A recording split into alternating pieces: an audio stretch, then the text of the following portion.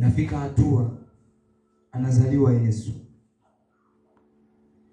Anapozaliwa Yesu ndipo anakuja kufa msalabani. Anakuja kufa msalabani kwa ajili ya dhambi za wanadamu. Biblia inasema alitumwa ili aje kuziharibu kazi za Ibilisi. Hapo ndio neno linatimia kwamba uzao mwanamke utamponda shetani kichwa na yeye atauponda kisigino. Yesu anateswa mateso makali, lakini baadaye wanadamu tunapata wokovu. Bwana Yesu asifiwe. Amen. Nataka kuhitimisha hapa. Kumbe unaona wokovu hasa ni nini? Wokovu ulikuja kuturudisha katika asili ya uungu.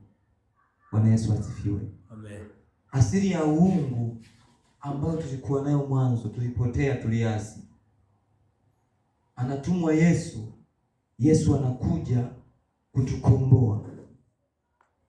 Si hivyo tu, tunapatiwa Roho Mtakatifu, ambaye Roho Mtakatifu anakuwa kiongozi wetu, anatuongoza. Biblia inasema mtakuwa watakatifu kwa maana mimi Mungu wenu ni mtakatifu. Kwa sababu za Mungu kutuokoa ni kwa sababu yeye pia Mungu ni mtakatifu. Huwezi kuwa himaya ya Mungu kama wewe sio mtakatifu. Na ndiyo maana Yesu akaja duniani ili tuweze kurudi katika hali ya utakatifu. Maana baada ya kumwasi Mungu na kula tunda, mwanadamu alipoteza asili ya utakatifu. Lakini baadaye Mungu anafanya mpango mrefu wa kumuokoa mwanadamu. Anakuja Yesu duniani, anatukomboa ili tuitwe watakatifu tena. Tunaitwa watakatifu kwa namna gani? Baada ya kumpokea na kufanywa kwa watoto wake, tunaitwa wana wa Mungu. Sasa wana wa Mungu ni wale ambao wana Roho Mtakatifu ndani. Kitabu cha Warumi sura ya 8 mstari wa 9, Biblia pale inazungumza.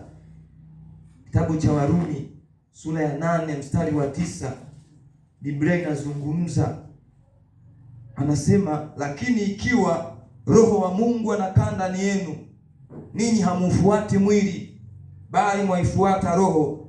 Lakini mtu awaye yote asipokuwa na Roho wa Kristo, huyo si wake. Maana yake umekuja kufanywa kuwa wa himaya ya Mungu kwa njia ya Roho Mtakatifu. Huu mstari ni wa muhimu sana. Andika uwe nao kwenye maisha yako. Andika uwe nao ndani ya moyo wako, ya kwamba mtu asiye na Roho wa Kristo, huyo siye wake. Hapo ndipo linatengenezwa kanisa. Linapotengenezwa kanisa ni matokeo ya Yesu kuja duniani, ni matokeo ya plani za Mungu za muda mrefu. Yesu baada ya kuja, ndipo sasa watu wanaitwa, wito unatokea.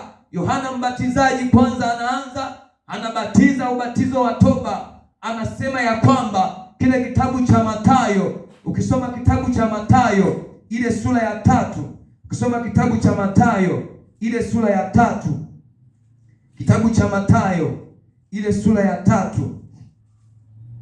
ukiangalia kitabu cha Mathayo ile sura ya 3, ukianza mstari wa kwanza, Biblia inasema siku zile aliondokea Yohana Mbatizaji akihubiri katika nyika ya Uyahudi na kusema, tubuni, kwa maana ufalme wa mbinguni umekaribia. Kwa sababu huyo ndiye aliyenenwa na nabii Isaya akisema, sauti ya mtu aliaye nyikani, itengenezeni njia ya Bwana, yanyosheni mapito yake. Kumbe unakuja kuona Agano Jipya na Agano la Kale ni vitu viwili ambavyo ni pacha, vitu ambavyo kimoja ni mwanzo wa kingine. Vitu ambavyo vinakuja kutimia kwenye Agano Jipya ni yale ambayo yalitabiriwa tangu mwanzo wa uumbaji, tangu mwanzo mwanadamu anapoanguka. Tumesoma kitabu cha Mwanzo ile sura ya 3 mstari wa 15. Mungu anasema ya kwamba akaweka uadui kati ya uzao wa nyoka na uzao wa mwanamke. Yesu mwenyewe katika Agano Jipya anasema ili yatimie, ili liweze kutimia yale yote yaliyoandikwa, yale yote niliyoandikiwa katika Torati na manabii. Walikuwepo manabii wengi katika Israeli ambao walielezea habari za Yesu kwa undani, licha ya kwamba ni kwenye Agano la Kale, ila walizielezea habari za Yesu. Nabii Isaya anasema tumepewa mtoto mwanamume na jina lake ataitwa Imanueli. Tumepewa mtoto mwanaume, uwezo wa kifalme utakuwa begani mwake. Ataitwa Mungu Mkuu, Baba mwenye nguvu, Baba wa milele, Mfalme wa ajabu. Bwana Yesu asifiwe sana.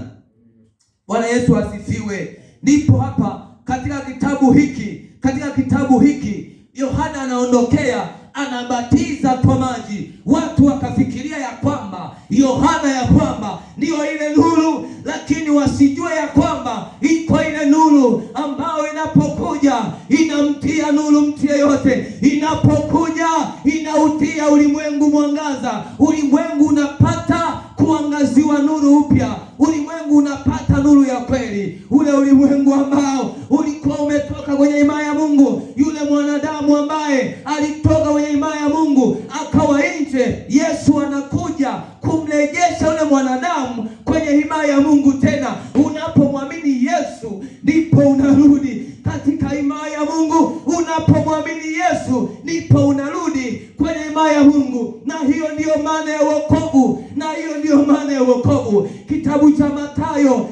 cha Mathayo sura ya 28, Biblia inasema Yesu wakati ule anawaambia wanafunzi wake, enendeni ulimwenguni kote mkaihubiri Injili kwa kila kiumbe.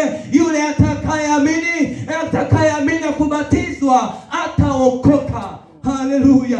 Hapo ndipo ile habari ya wokovu inatimia, ile habari ya wokovu inatimia, ambayo Bwana alifanya michakato yake tangu mwanzo, tangu mbali, tangu miaka hiyo. Bwana alitabiri habari za kuweka uadui kati ya uzao wa mwanamke na uzao wa nyoka. Yesu anakuja, anaweka uadui kati ya uzao wa mwanamke na uzao wa nyoka. Yesu anakuja, anaharibu kazi za shetani. Hiyo ndiyo maana ya wokovu. Tunarudishwa nuruni, tunatolewa gizani, tunaingizwa nuruni, tunatolewa kwenye laana, tunaingizwa kwenye baraka, tunatolewa kwenye hatari, tunaingizwa kwenye usalama. Maana wote ambao watampokea Yesu wataurithi uzima wa milele. Yesu anasema mimi ndimi njia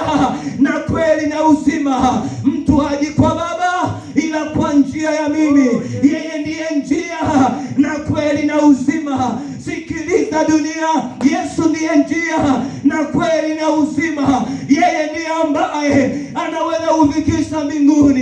Yeye ndiye ambaye ukimfuata unarudi kwenye hali yako ya kutokufa. Yesu anasema wale waliomwamini wajapokufa katika mwili watakuwa hai, watakuwa hai, watakuwa hai, watakuwa hai, watakuwa hai, watakuwa hai, watakuwa hai, watakuwa hai, watakuwa hai. Maana Yesu ni uzima. Yesu ndiyo wokovu. Amerudisha uzima. Mti wa uzima umerejeshwa duniani. Mti wa uzima Yesu Kristo amekuja duniani ili aweze kuokoa, ili aweze kurudisha ile asili ya mwanzo. Na anasema Yesu anazungumza.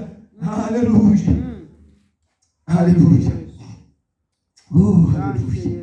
Haleluya Yesu. Haleluya. Asante Bwana. Oh, haleluya. Yesu ni mwema. Yesu anakuja. Yesu anakuja. Biblia inasema kitabu cha Yohana Mtakatifu ile sura ya 17 na mstari wa 3, na uzima wa milele ndio huu, wakujua wewe Mungu wa pekee, Mungu wa kweli, na Yesu Kristo uliyemtuma. Huo ndio uzima milele ambao Yesu anauleta kwako, ambao Yesu ameuleta duniani. Hiyo ndiyo maana ya wokovu. Unapokuja kanisani, uje ukijua ya kwamba ninamfuata Yesu ambaye ni mti wa uzima, ambaye mwanzo hapo nilikuwa na asili ya kutokufa, lakini kwa sababu ya uasi dhambi ikaingia ndani yangu ikasababisha mauti, ila Yesu amekuja ni mti wa uzima. Biblia inasema kama nyoka wa shaba alivyoinuliwa na kila ambaye alimtazama nyoka wa shaba alipona. Mtazame Yesu leo, umfuate Yesu kweli kweli, usimfuate tia maji, usimfuate Yesu tia maji. Mungu atuhurumie. Amina. Kitabu cha Yohana sura ya 17 mstari wa 3. Na uzima wa milele ndio huu, wakujue wewe Mungu wa pekee wa kweli na Yesu Kristo uliyemtuma. Mstari wa 4 unasema kama vile ulivyompa mamlaka juu ya wote wenye mwili, ili kwamba wote uliompa awape uzima wa milele. Kumbuka uzima wa milele tulikuwa nao mwanzo. Mungu alituumbia hali ya uzima ambao hatungeweza kufa, lakini baada ya mwanadamu kuasi ndipo ile hali kaondoka, ila Mungu anaurejesha tena kupitia Yesu Kristo ili watu wapate uzima. Yesu anakufa msalabani ili watu wapate uzima. Hauji kanisani kwa bahati mbaya, hauendi kanisani kupoteza muda. Hayo ndiyo maisha ya kwako ambayo Mungu alitaka uishi tangu mwanzo. Haya ndiyo maisha ambayo Mungu alitaka tuishi tangu mwanzo. Narudia kusema haleluya. Haya ndiyo maisha ambayo Mungu alitaka tuishi tangu mwanzo.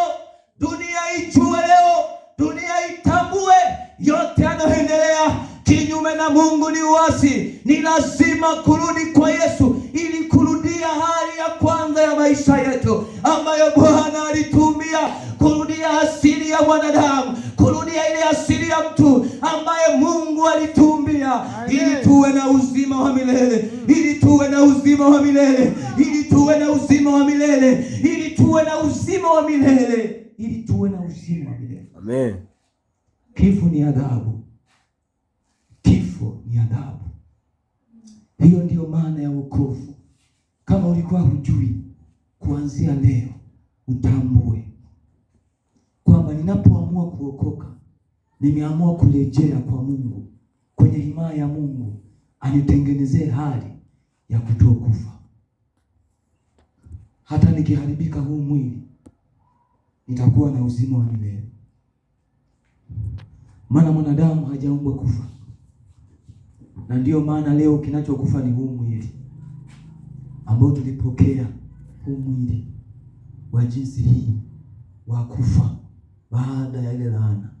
Tukapata mwili wa kufa, lakini roho ya mwanadamu haifi. Utaenda wapi baada ya kuwa umekufa katika huu mwili?